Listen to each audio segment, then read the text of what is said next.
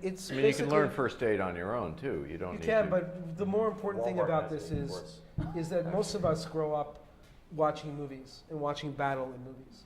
And you think that, let's say, a car door can stop a bullet, because that's the way we've always seen it.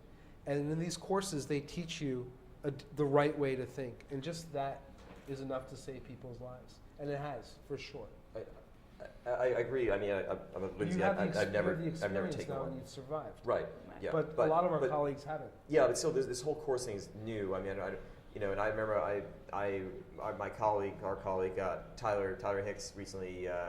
Lynsey and I are from Westport, and Tyler was rummaging around in his basement the other day. He came across a picture of him and I. We look like we're 12, and we're going to Haiti for our first foreign trip, and we got his bags, and it was quite ridiculous. But I remember asking, I was taking a photo course, and I was kind of organizing the trip for the both of us, and I asked my professor, I said, we want to go to Haiti, we want to see some war and action, and he said, you'll both be killed. And, and I told Tyler, and he said, no, we're still going. So we went, so sometimes it's baptism by fire, and I would say the ones who will survive this profession, they have the common sense, they have the skills, and I think to any young journalists out there, one thing I notice more and more is, I went to school and I was an English major, and I didn't read all that much. Should have read a lot more, but I was introduced to the humanities, to history, to literature, and that taught me a lot about the world, taught me a lot about humanity, and I still try to read a lot. And I'm constantly my jaw drops when I meet these young journalists, and they're absolutely bloody clueless about where they are. They couldn't place it on the map. They don't know the politics. They don't know the history. They don't know the literature. And yeah, that would be one thing I really emphasize to people. If you're going to go to Egypt, you're going to go, look at Mahfouz, look at the great writers, look at the history, and that's going to teach you a lot. And then take the first aid course. It's a good combination. Any other questions?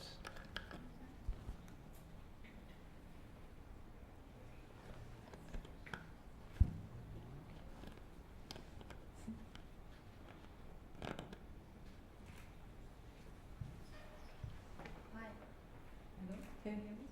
Yes. My name is Mimi. I'm a student from International. Can you speak up a bit? I'm a student from International Center of Photography, so from the photojournalist program, and I was wondering, what do you always know that you want to be a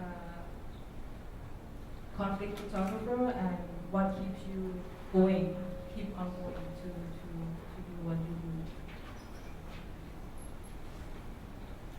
I never wanted to be a conflict photographer. I never considered myself a conflict photographer. I was always sort of drawn to the peripheral aspect of conflict, like the humanitarian issues, the refugees, human rights abuses, things that were happening, how women were treated in war. I didn't start doing actual combat until 2004 during the first siege of Fallujah and leading up to that. So I sort of got involved. I started covering conflict just sort of because I was covering the things around conflict, and then ended up doing that. But it was never my dream to be a conflict photographer, no. For me, it was I wanted to be a writer, and still do. That was part of the gig when going back to when Tyler and I were getting started in this, and we had some kind of worked out some plan. We drove down south, and we drive around. I would write stories, and he would take the photos. You look like a writer. Yeah, thank you, Ron. It's a compliment. But I realized I didn't quite have that skill to be a good writer for news, for the Times or AP or whatever. There's a certain skill, and I certainly didn't have it. So the next best thing was to be a photojournalist. And I think, like Lynsey was saying, I knew I wanted something with gravitas. I spent years at probably 4 or 5 years at small newspapers. I knew that would never sustain me. I was always training. I wanted heavy issues, whether it be refugees or war, natural disasters. So yeah, and I think at the early age, by the time I was 17 or whatever, I was always reading the Times. I was always listening to BBC, and I knew that's kind of the direction I wanted to go. Conflict is part of the story. It's not only that, and the myth of being that fantastic war reporter photographer just goes out the window as soon as you're in the middle of it. It's rather humiliating at times. It's not all that clean and well defined, and not everyone reacts to it very well until you're out of it. So it's a personal choice, but it's also by accident. And maybe some of these conflict or emergency medical courses can help you in those situations. I think they probably can. But like manuals for a computer, you really need to see it first and then go back and read the book very often on that oversensitized dramatic situation that I feel is very difficult to teach. It's easier to learn it than to teach it. But that's just my opinion. But how do you feel what happened to Tim and Chris? Like, what, I mean, how do you feel when... One of the problems of being a conflict photographer is loss of hearing. No, What? I mean, like after, because I saw Tim's work with his diary, this video that he made, and when I saw it, I just felt that I want to do this, but at the same time I felt, I don't know, there's a lack of hope in somehow. A lot of times if you ask, you shouldn't go, but there's always this second guessing. Go. You'll find out. I'm wondering back, you mentioned these first aid classes, and it made me wonder, I guess, where do you draw the line between when is the time to take a photograph and when is the time to, where you kind of get too pulled into the situation at hand? I'm wondering where that line is for all of you. When is the time to take a photograph? When is the time to say, leave with the rebels? Kind of how that dynamic plays out. I mean, if I'm in a situation where I can save someone's life and I have the tools to do it, I won't photograph, I'll do it. But I'm not trained medically, so often I'm not very useful. I can put a tourniquet on someone, but I can't, there's not much else I can do. So I generally don't interfere unless I actually can make a difference. I'll take civilians to the hospital, I'll give people rides if I can, but I think speaking to that, I mean, when you know to stop, when you know to retreat, I don't know. It's having a good read. You have to have, again, going to what I was saying earlier. You have to have a good read on people. That's a skill that's just not discussed enough in this profession. It's just need to understand people, and the only reason that's like you get that from literature. You don't get that from a Photoshop course. And people are the same, whether they're in the East Village or whether they're in Benghazi. There's so many similarities. They act the same. They have the same fears, hopes, dreams. And when you know people, you can be in a situation. Okay, this is wrong. I got to get out. Let's go, or let's push it. Let's push it. We've all been in these situations where people are wailing, they're crying, they've lost a relative, especially in Beirut, in Beirut.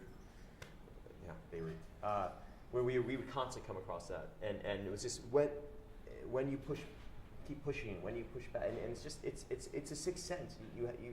It's something you developed over the years, and then you know when to shoot and when not to.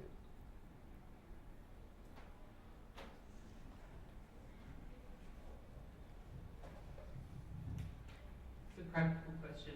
How many hours do you work a day when you're out there? too many.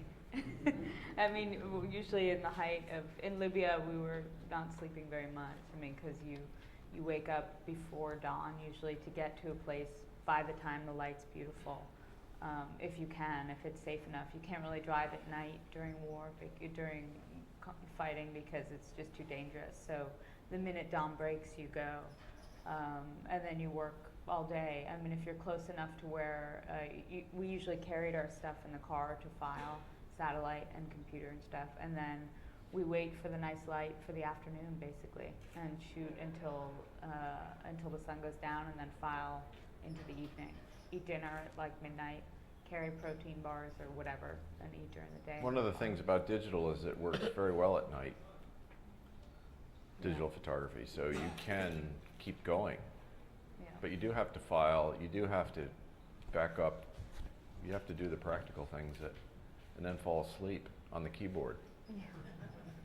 With the cell phone on. They're long, long days.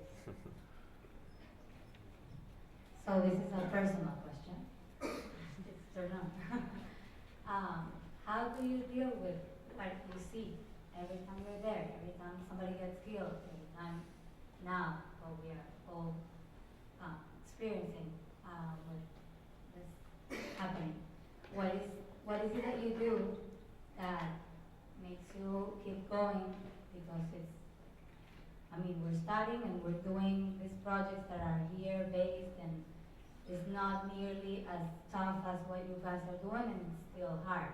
But I would like to know if each of you can answer that. You can say. Well, I've been doing this now for 22 years. And so I have the ability or the fortune to kind of look back at the work that I've done and to see where it's had some success and had some impact.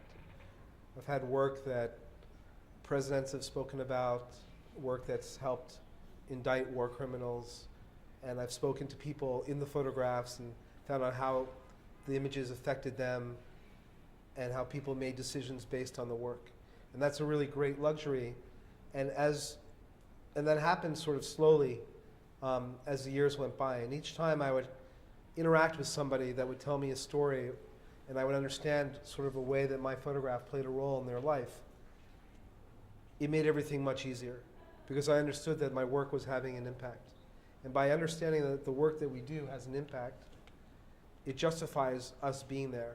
And for me, it takes away any anxiety or any personal anxiety that I have or trauma from the situations. It makes everything much easier because I realize that I'm not going there as a voyeur. I was actually contributing and doing something that I believed in to try to help people. And that really makes all the difference.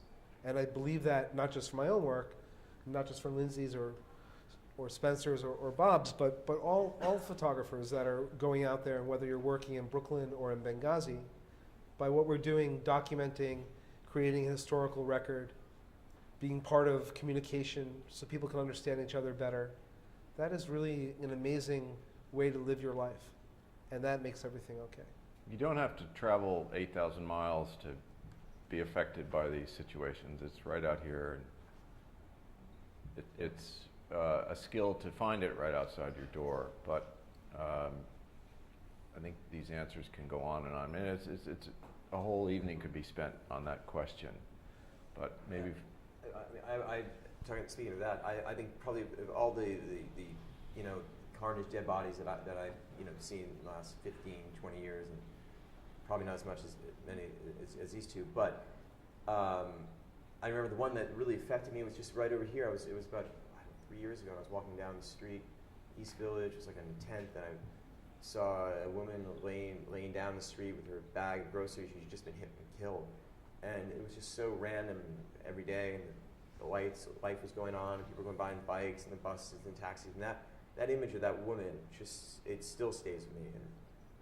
And I don't know, maybe it's like shrink could figure it out, but that's it's odd how those things affect you. Another question? We just have time for 2 more questions, so this one and then one more, and then we need to wrap up so we can continue mingling and enjoy the food. Hey, thanks for coming out tonight. Just wanted to ask any of your favorite memories of Chris and Tim you shared.